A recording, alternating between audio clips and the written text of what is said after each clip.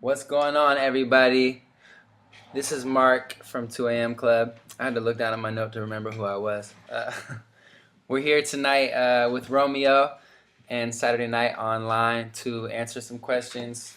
We got hundreds of amazing questions that came online, and so we're going to get into it and answer some of them for you. Unfortunately, the rest of the guys aren't here. They should be all here, but everyone's running around doing something crazy probably, so it's just me right now. We got the Warriors game on in the background. Some crazy people back there. Anyways, we're gonna start off with Talia from Omaha asks, "What's your favorite TV show?" My favorite TV show right now is probably Mad Men. I love the way that show looks, and I love the writing and the acting in it. It's incredible. And I don't really watch that much TV, so that's probably my favorite. Tony from Orlando says, "What's your guilty pleasure?" Okay, what's my guilty pleasure? What's my guilty pleasure? Does anyone know? Coffee. Coffee. Oh my God, I drink so much coffee. Probably like 3 or 4 cups a day, so coffee could be guilty pleasure.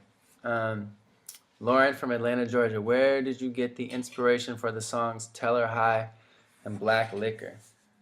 Well, Tell Her Hi and Black Liquor are very cool because they both kind of came from Dave coming up with like cool piano parts and then Tyler writing verses. And when we did Tell Her Hi, we were working in a studio in Woodstock, New York, and we had it was like a studio that was in this huge church. We were working with this guy Kevin Salem, and Tyler had the verse, and Dave had like just some big piano chords, and we went into this beautiful church, like I said, in Woodstock, New York, and we just did one take and played it live, and I didn't even know what I was gonna say yet. I just wanted to sing something because I love the verse and the piano chords.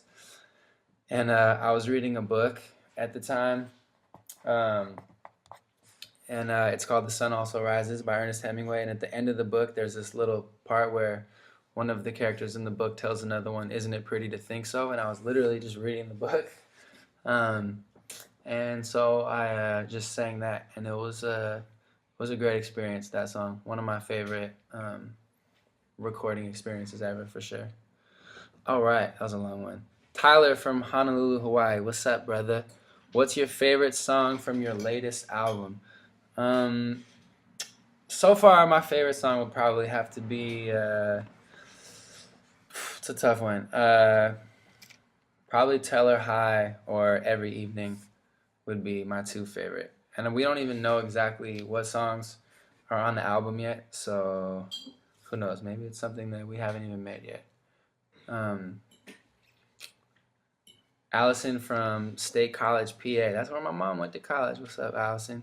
Who are your favorite bands, artists?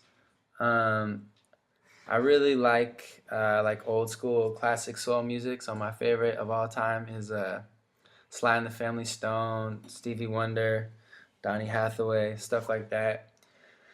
And I also really grew up listening to Tupac, was my favorite of all time. And I love Miguel and Kendrick Lamar and a lot of the new music that's really taking over everything. I'm pretty happy about. So those would be some. Let's see, Natasha from Salida, Colorado. What is your favorite song to perform together live? I think right now, our favorite song is it'd probably be different for everybody. We have a new single that just came out called Not Your Boyfriend, and performing that live is pretty crazy because it's a real, for real dance song, and people get really into it and want to jump around and go crazy with us. And that's always very acceptable at a 2 a.m. club show, so I like that one.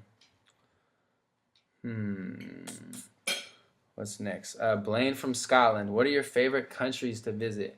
Honestly, we haven't been to that many countries outside of the U.S., but we had an amazing time in Montreal. We were there in July, and so we got to spend a little bit of summertime in Montreal. and I've really, really enjoyed it there. So for now, Montreal till I get to whatever the next country is. Um, Jasmine from San Jose, California says, "What was it like touring with Mike Posner?" It was a lot of fun. It was crazy. There was a riot in Kentucky where we played. That was one of the most memorable experiences I've had on the road. There was like crazy frat boys and girls breaking the fucking gate down to get into the show. There was a lot of like jumping in the swimming pool really late at night in random hotels, and a lot of craziness. So that's what it was like touring with Mike Posner. We also would like write a lot of songs on the fly, which was always funny, and record them in our phone. And I have some Mike Posner singles that no one's ever heard. I have one called "What Would You Do, Woo Woo, If You Were in My Shoes" in the phone. So, Mike, what's up? Holler at me. Maybe we could sell it to Justin. Britt from Philadelphia, PA. What are some life lessons you guys have learned over the years of playing music and traveling together as a band? I'd say a very important life lesson that I've learned is to be patient, not just in the long run when you're trying to accomplish something, but also in the short term. Like, I used to be really reactionary, and when someone would say something to me, I would respond right away in kind of like a gut emotional response. And I've kind of learned, when you're with 5 other people in a van all the time, that you need to like chill out and listen to what someone just said and contemplate why they said it before you can give an appropriate response. And that's been pretty important to remain a cohesive unit of young men who love to hang out with each other and be around each other. Malik from Waldorf, NY. No, I'm sorry, that was Malik. Joyce from Detroit, Michigan. What are your secret celebrity crushes? I don't know. I don't really have no celebrity crushes. I used to like Kristen Stewart because she has the same birthday as me, and I thought that was kind of special. I guess but she's definitely not indicative of my taste and what I like usually, generally in women. So I don't know. I wish the other guys were here. They'd probably say a whole bunch of celebrity crushes that I don't know about. Sorry about that. Still love you, Joyce. Shout out Detroit. Brooke from Oklahoma City. What's your most memorable performance you've ever put on? One of the craziest performances we did was in Daytona Beach, Florida. It was like just a huge college party we did with Chip the Ripper, and no, let me redo this. Most memorable show was a CMJ showcase in 2010, I think we did, and check out the bill it was for CMJ in New York City. It was put on by a new agency, our booking agent, and it was Big Sean, Mike Posner, Theophilus London, 2AM Club, and like 3 more people who are much bigger now, and we were all there, and it was only like 200 people. That was a lot of fun. Emily from London, what do you guys like to do in your free time? Well, we try not to have free time too much, but when we have free time, I love playing basketball and reading, and I just like walk around a lot and drink coffee and think about what I'm about to do next and try to get into a creative headspace where I can hopefully come up with something worthy of recording or writing or whatever. Sean from New York City. Would you ever come out with a cover album? What covers would you do? That's a really good idea. I don't think we would ever come out with a cover album, but we definitely do covers. We have a cover, a new edition cover from like the early 90s, a song called If It Isn't Love. If you guys have ever seen that or ever heard it, let me know. But check it out. You can check it out on YouTube. And honestly, I think our cover album would be cool though, because everyone in the band has such different influences and comes from such a different place. musically that, Matt Reagan would want to cover like a David Bowie song, and I would want to cover a Stevie Wonder song if I could sing it. And Dave would probably want to cover. Dave wanted to cover an Oingo Boingo song one time, so it would be an interesting eclectic mix of songs. Mel from Sydney, Australia. What is the hardest part about making the new album? Hardest part about making the album is honestly just when you go to different sessions, you work with different producers, and just to like kind of have a cohesive vision for what you want your album to be, you really have to work at that and make sure that the songs are, even if the songs are good, you want all the songs to feel like they're in the same batch and that all the songs are coming from the same place inside of you. So that's kind of been the hardest part of the process, just figuring out, okay, we have some songs like this, some songs like this, some songs like this. Which way are we going? Because 2AM Club, we can do a lot of things, and all of our fans know that. If you've been listening to us, we might have a song over here with Big Sean, and then like a like folk sounding guitar song like Planet Fat off the latest mixtape. So we can do a lot. So it's, for us, it's all about corralling all of our ideas in one direction and being focused with our music. Let's see. Luke from Broomall, PA. Broomall, never been there. He says, who would you guys love to go on tour with? I would like to go on a few different tours. I would obviously love to like open up for Rihanna and just go on a mega pop tour, but then I think it would be really cool to be on tour with like, a rising sort of underground artist, someone like Toro y Moi or someone like that who is playing like dirty, sweaty clubs for 100 people or 200 people all over the country and sometimes all over the world. And, sometimes you'll play a huge show and there'll be thousands of people there at like a radio festival or something like that.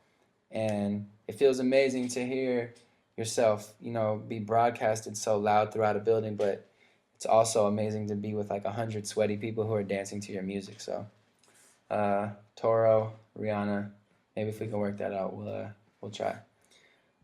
Amanda from Ocean City, New Jersey. Out of all your songs, which one is the most meaningful to all of you? I don't know. I mean, in a certain way, the song Flashing Room was the song that kind of started it all. And even though that song's really old now, and I don't think it's any of our favorite song by any stretch of imagination, it definitely, like, that song kind of brought us all together and was the first time that we made music together where we were like, okay, this is good. Like, you're doing something good. I think I'm doing something good. Are you doing something good? And it really just kind of worked out. So that song has a special place in the collective 2AM Club heart. Jessica from Seattle, Washington. Who really inspired you to make music your career? For me, it was Matt Reagan, our guitar player. He pushed me kind of into music and had me join his band in high school when we were juniors in high school. And that was something I never thought I would ever do. And I had no idea that I could even sing. But he heard me do a poem in class and he was like, you should come do that poetry thing over like my band's music. And I just fell in love with it and never looked back and kind of turned it into my thing. So thank you, Matt Reagan. Tanya from South Philadelphia, South Philly, PA. What has been the coolest venue to perform at? Coolest venue? I'm not really sure, but I love South Street in Philadelphia. I don't know if that's South Philadelphia or if it's just South Street, but it's always amazing to go to a venue that has like a vibe around where the venue is. So it's not just about the venue. It's kind of like what's going on. If you're on South Street and you're playing at TLA, where we've played in Philadelphia, for example, it's like you walk outside, there's like hundreds of people in the streets, there's other music venues, there's just a lot of energy going on. So I always enjoy when we're like part of a whole scene and something's happening around us. And when you pour out of the venue and everyone comes out, I like to see a lot of energy and partying and fun, because that should be the after effect of a 2AM Club show. If you could have any superpower, what would it be? Oh, I got such a good one. I have such a good one. If I could have any superpower, what I would like to do is this would have to be in a world with other superpowers, but I would like to be able to momentarily take away other people's superpowers. So if someone like was about to show off their superpower, I could just shut it off really quickly. You know what I'm talking about? So they'd be like levitating something, and then I would just like snap my fingers and they would have to drop it. That was funnier in my head, but that's my superpower. Okay, I want to just, if I could just fly, that would be fine also. Let's see. Lane from Winchester, Wyoming. If you had to describe yourself as a color, what color would you be and why? I would have to be. That's a really good question, Lane. Let me think about that for a second. Let me ask my friends. What color would I be? Black. Black. I'd be black. Black is all the colors in one. So, no, maybe Turquoise. maybe like a blue turquoise somewhere in there. I'm from the San Francisco Bay Area, so there's a lot of ocean and sky and beauty around me. So, and it's all green and blue. So, shout out to Seattle. They have the same colors also. Maybe I'd be a blue. Shannon from Oxford, New England. If your career wasn't in music, what could you see yourself doing? Honestly, I kind of gave up on having plan B careers and thinking about other things a while ago, so I don't really know. But my mom owns a small business called EO Products, and they make amazing shampoo and conditioner. Hi, Mom. And so I'd probably have to just go, like, pick up some boxes for her and move some stuff around for Mama. Okay, we got time for one more question. Let's see. Let me find a good one. With your right. Sorry, I'm just trying to find something really good. Well, this is the one that just came in. Laura from Burbank, California. What part of your job do you enjoy doing the most? Performing, recording, or both? That's a good question because it changes often and it's different for different people in the band. But I think that for myself, I love both of them, but I don't think there's anything better than when you can feel yourself playing music or singing and you can really feel the people in the audience connecting with what you're doing, and then you like catch this little wave where you can sort of bring them up or back down or wherever you want to go because they're just riding with your emotions. When you're on stage is kind of the only time that you can get that. So for me, I think performing is still number one. But also, the more performing you do, every time you play a show, that's like a new experience. But when it stops being a new experience, if I was Anthony Kiedis from the Red Hot Chili Peppers, then I imagine it would start to be more fun to record because you kind of done everything possible on stage, and then it just, the great unknown is the recording studio. That's where you can really do anything. But until I've really played everywhere I want to play and been in front of enough people to feel that performing high a lot, I think I will still be longing for the stage as much as possible. All right, well that's all the questions we can do right now. What's up? Thank you to Romeo again for having me out, and sorry that the rest of the guys couldn't be here, but hit us up at 2am Club on Twitter and at 2am Club on Instagram. We have YouTube and Facebook. Always, we're very responsive, so please hit us up. We have a new single out right now called Not Your Boyfriend, so be sure to check that out. We'll have a video coming for it really soon. Also, call your radio station, tell them to play 2am Club, play Not Your Boyfriend. And to the whole Saturday Night Online crew, thank you guys very much, and we'll talk to you guys soon. All right, peace.